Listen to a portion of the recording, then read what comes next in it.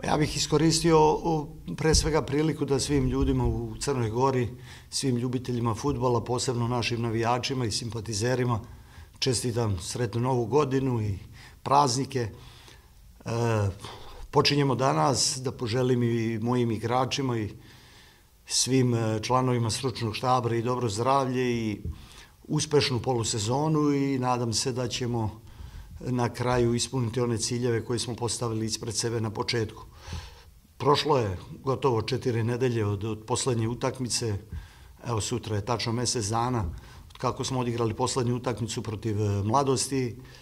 Nadam se pre svega da su se momci dobro odmorili i da su ovaj period iskoristili i da se malo druže sa svojim najmilijima i da dođu onako, jako je bitno, dođu zadovoljni i sretni, naravno i da su odradili onaj deo koji im je stručni štab zadao i kako bi im bilo lakše da podnesu ove pripreme i nadam se da su oni svi došli orni danas i spremni da ispune onaj naš cilj, a to je da zadržimo ovu poziciju koju imamo sada na tabeli.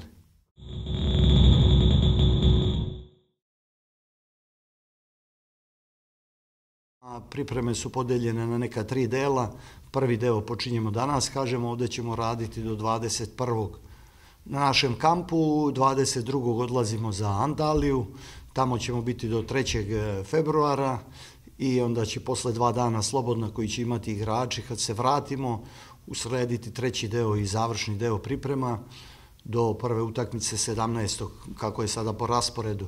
Mi smo namerno uklopili taj deo da možda malo ranije odemo u Antaliju i da dođemo, da se opet primiknemo na vremenske uslove. Videli smo i do sad nije bilo one prave zime i da ne bi došli u situaciju da direktno iz Antalije posle 4-5 dana odigramo prvu utakmicu. Želja nam je bila da imamo te 2 nedelje do početka prvenstva, da se opet adaptiramo i na uslove i na terene, što je jako bitno, jer onako kad dođete posle onako dobrih terena ovde, nekako i igrači malo, da ne kažem budu razočarani, ali izgube malo volju, ali za nas je jako bitno da se adaptiraju što je moguće bolje za ono što nas očekuje u prvenstvu, jer nama je objektivno i najvažnije prvenstvo.